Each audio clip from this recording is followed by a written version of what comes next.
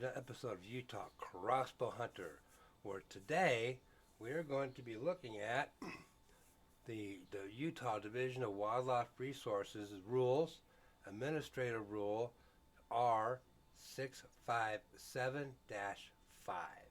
and what that means to you as a crossbow hunter. But before we get started with today's show, remember, you can look me up on youtube.com/user/10rubro, on rumble.com, rumble.com/user/Utah Crossbow Hunter. And again, hit that subscribe button on below and above on both of them.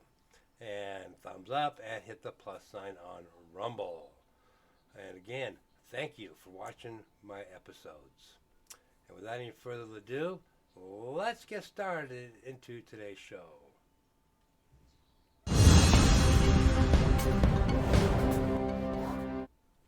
Okay, so what we're talking about, the Utah Division of Wildlife Resources rules, Administrative Rule R657-5.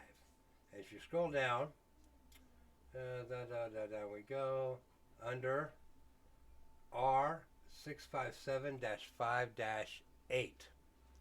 Okay, and backslash, if you see here, it's wildlifeutah.gov /R657-5.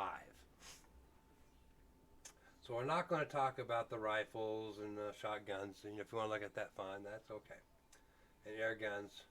So we're going to scroll down here just a little bit. We're going to start with the may use air guns used to hunt.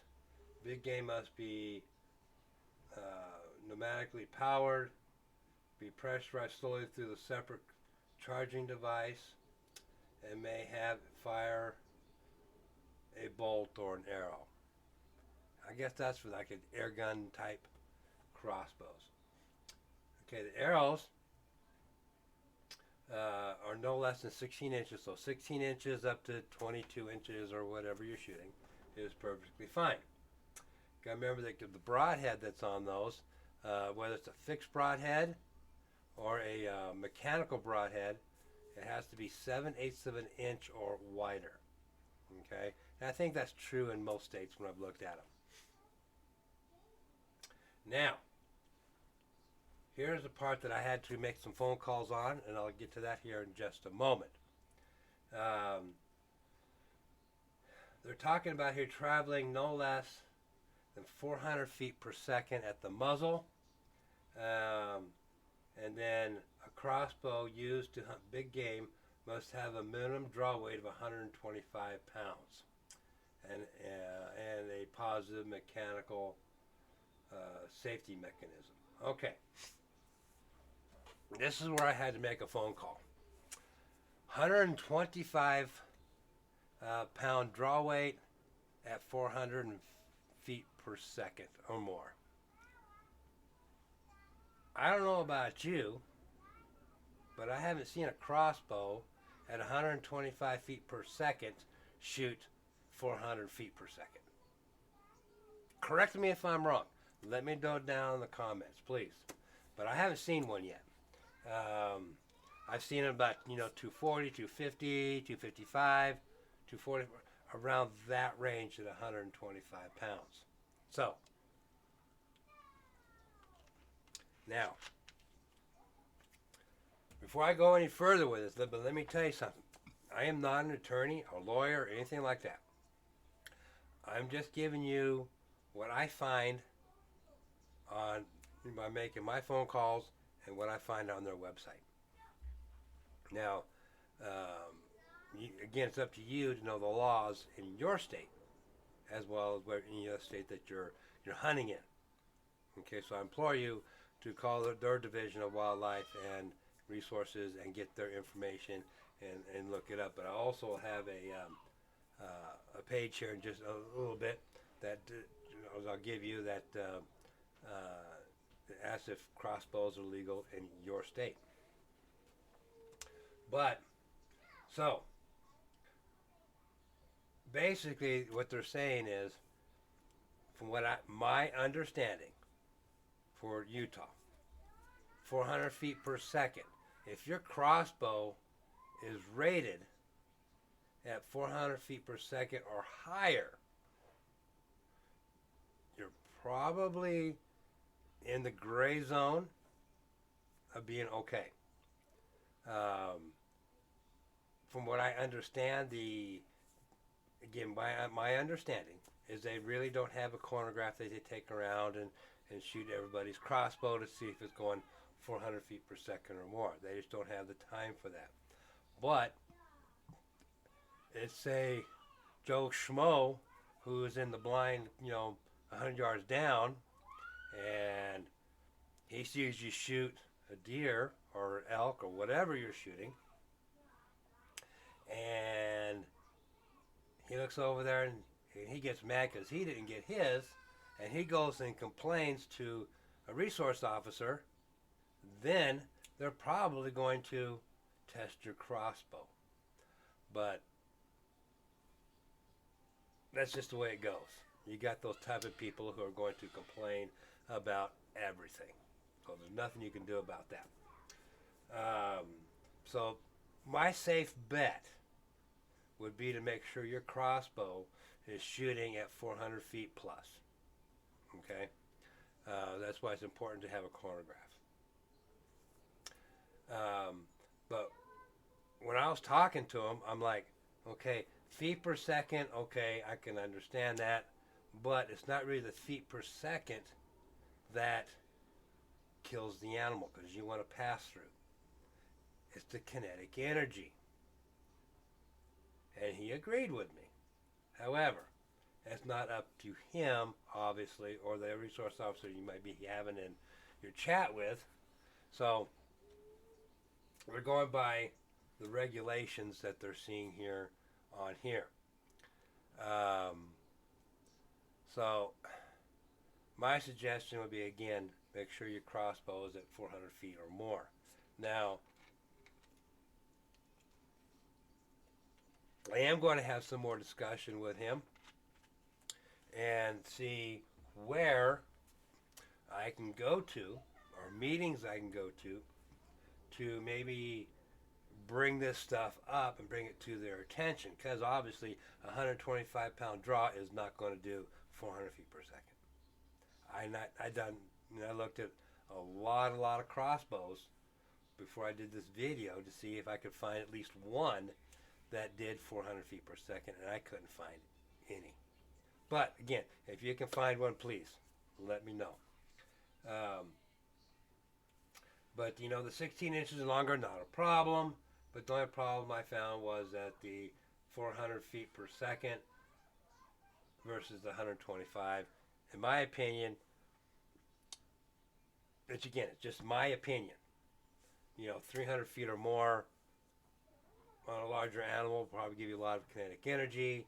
245, right around that range, 250. Like on a deer, will more than likely get you a pass through.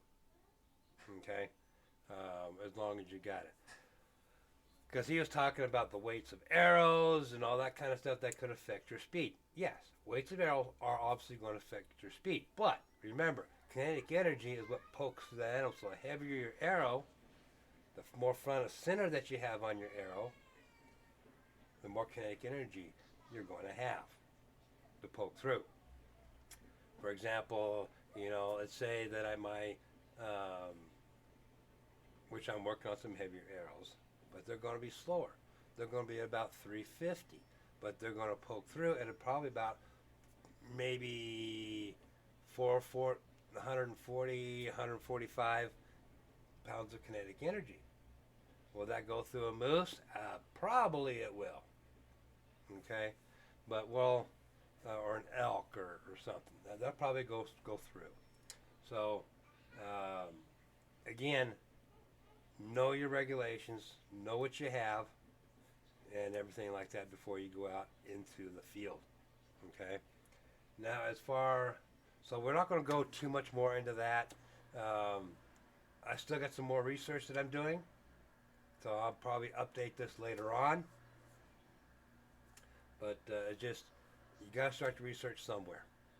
Okay, you got to go to board meetings. You got to go to different things to get regulations changed, and that is going to be my goal over the next year. I'm going to say year. Okay, so hopefully we'll have things more updated as time goes along. Now, are crossbows legal in your state? Okay, so again, I'll put a link to this link in the description below. But naturesportscentral.com/crossbows legal states. So it has all 50 states and regulations here. They just break it down. So like the red states here, they're legal, but only in any weapon season. Oregon here, can't have crossbows in Oregon. They don't allow. So you people in Oregon, you need to get on your wildlife people and get that law changed. The green states, all these green states here, there's a lot of them. 25 states, that's what 50%. Is legal use in archery seasons, because that's an important time. Let's see, in the green state, looks like Wisconsin. Yeah, legal in archery season beginning with 2014 season will be revised again 3 years. So this hasn't really been updated. So I don't know what Wisconsin it says on here. Legal during portions of archery season in 3 states, or the blue. I can't quite read this one. Legal use in archery season for something. Again, I apologize, Florida. I don't know. But they give all the stuff here, and again, this goes down 2015. But again, always check your state regulations. But here's starts with Alabama here. You go to Alabama Outdoors, Alaska. They just kind of break down all 50 states and your contacts in all 50 states here on your crossbows.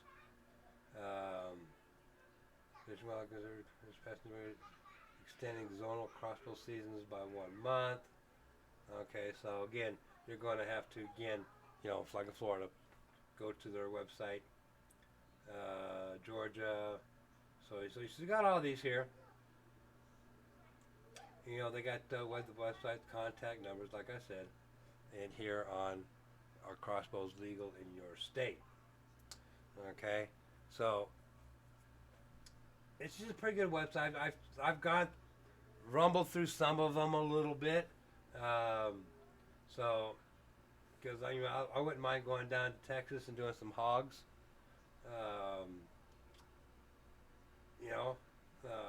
So I think do more information on. Obviously, do some more research on that. So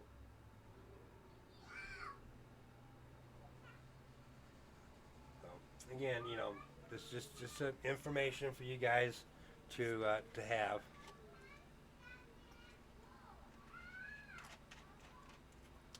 All right. So, and then, okay, so we're going to move on here. So, again, I have my new website up, UtahCrossbowHunter.com. Again, thank you if you guys have been down to my site, thank you for going to it. I have added on a couple of things. I've started my photo gallery. Like I said, just started it. Don't expect a lot to be on there, but I did get me a new buck. Yeah, I can't wait to get out and shoot that thing. But right now, outside, right at this moment, the wind is howling. We got some storms coming in this week. So that's box that it came in. But yeah. Okay, so on my website, and I'll have that up probably within the next 24 hours or so, I will be posting this R657-5-8 on my website. Okay. I also have the links on my website to this website and to the Crossbows legal in your state. That will also be on my webpage at UtahCrossbowHunter.com. Okay. So with that, we'll come back with some final thoughts.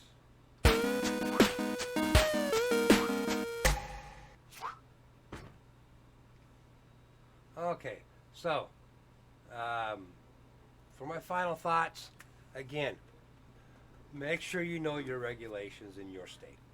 Okay, like I said, I gave you some links here to go find more about crossbow hunting in your state. For Utah people, I got some of the stuff here, but I encourage you, people here in Utah, to go.